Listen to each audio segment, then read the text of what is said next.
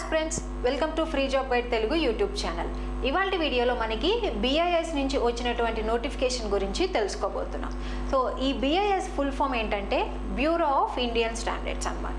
So ఇది మనకి 1986లో establish చేయబడింది. సో దీని యొక్క హెడ్ క్వార్టర్స్ అనేది మనకి ఢిల్లీలో ఉంటుంది. అసలు ఏంటి ఈ BIS యొక్క చేసే పని ఏంటి అనేది కనుక మనం చూసినట్లయితే మనకి ఏవైతే మనకి దాని పేరులోనే ఉంది స్టాండర్డ్స్. సో ఇది మనకి ఒక జాతీయ ప్రమాణాల సంస్థగా పనిచేస్తుంది అనమాట. సో ఇది మనకి వాణిజ్య పారిశ్రామిక మంత్రిత్వ శాఖ ఆధ్వర్యంలో ఇది వర్క్ చేస్తూ ఉంటుంది. దీనికి 2016 సంవత్సరంలో చట్టబద్ధత అనేది వచ్చిందనమాట.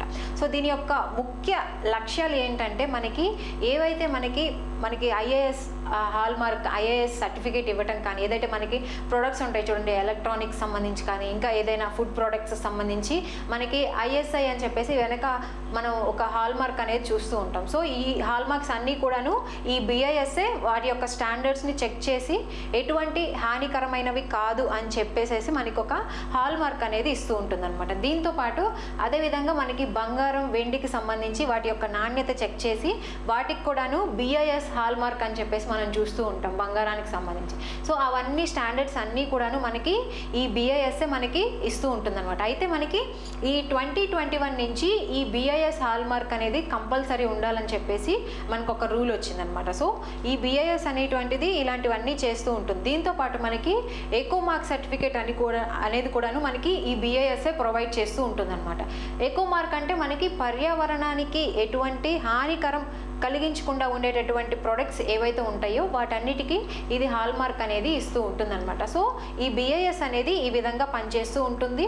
సో ఆ BIS నుంచి మనకి ఒక కొత్త నోటిఫికేషన్ అనేది రావడం జరిగిందనమాట.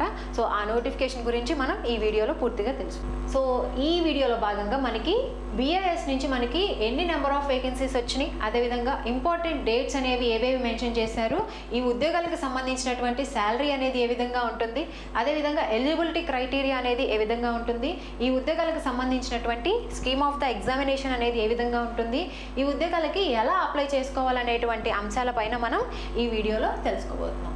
సో ఇక్కడ చూసినట్లయితే మనకి BIS నుంచి బ్యూరో ఆఫ్ ఇండియన్ స్టాండర్డ్స్కి సంబంధించి మనకి ఈ నోటిఫికేషన్ అనేది రావడం జరిగింది. ఇందులో ఉన్నటువంటి డెసిగ్నేషన్ ఏంటంటే మనకి కన్సల్టెంట్ ఫర్ స్టాండర్డైజేషన్ యాక్టివిటీస్కి సంబంధించినటువంటి డెసిగ్నేషన్కి సంబంధించినటువంటి నోటిఫికేషన్ అనమాట.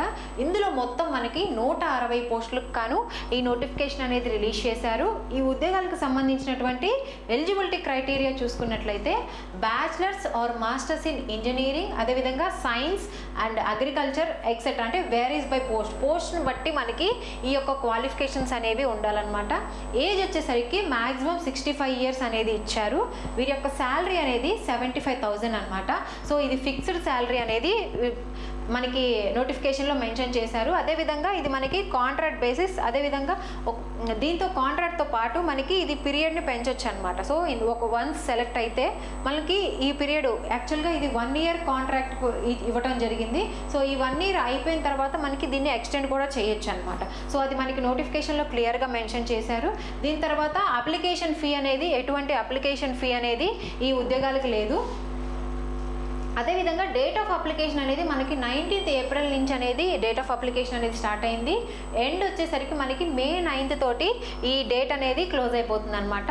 ఇకపోతే ఈ ఉద్యోగాలకు సంబంధించినటువంటి స్కీమ్ ఆఫ్ ద ఎగ్జామినేషన్, ఈ ఉద్యోగాలకు సంబంధించి ఎలా వీళ్ళని ఎంపిక చేస్తారంటే మనకి ఇక్కడ ప్రాసెస్ అనేది ఇచ్చారు. ఫస్ట్ ఇక్కడ ఏంటంటే మనకి అప్లికేషన్ పట్టుకొని షార్ట్ లిస్ట్ చేయడం అనేది జరుగుతుందన్నమాట. దీని తర్వాత మనకి అదేవిధంగా మనకి ఇంటర్వ్యూ అనేది కండక్ట్ చేస్తారు, లేదంటే ఆ పోస్ట్ని బట్టి మనకి టెక్నికల్ అసెస్మెంట్ అనేది ఉంటుందన్నమాట.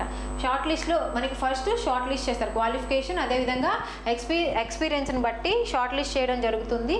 దీని తర్వాత ఇంటర్వ్యూ, కావాల్సిన పోస్టులకి ఇంటర్వ్యూ అనేది కండక్ట్ చేస్తారు. అదేవిధంగా ఏవైతే టెక్నికల్ పోస్టులు ఉంటాయో వాటికి సంబంధించి టెక్నికల్ అసెస్మెంట్ అనేది తీసుకొని ఈ ఉద్యోగాలకు ఎంపిక చేయడం జరుగుతుందన్నమాట.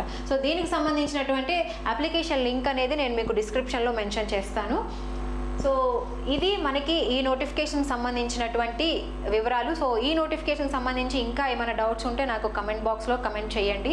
ఇలాంటి అప్డేట్స్ అన్నీ కూడాను నేను మీకు ఎప్పటికప్పుడు టెలిగ్రామ్ ఛానల్లో పోస్ట్ చేస్తూ ఉంటాను. ఎవరైతే టెలిగ్రామ్లో జాయిన్ అవ్వలేదో టెలిగ్రామ్ లింక్ అనేది కూడా నేను కింద డిస్క్రిప్షన్లో మెన్షన్ చేస్తాను, మీరు టెలిగ్రామ్లో జాయిన్ అవ్వచ్చు. ఇలాంటి మరిన్ని జాబ్ అప్డేట్స్ కోసం please follow our free job guide Telugu YouTube channel. Thank you.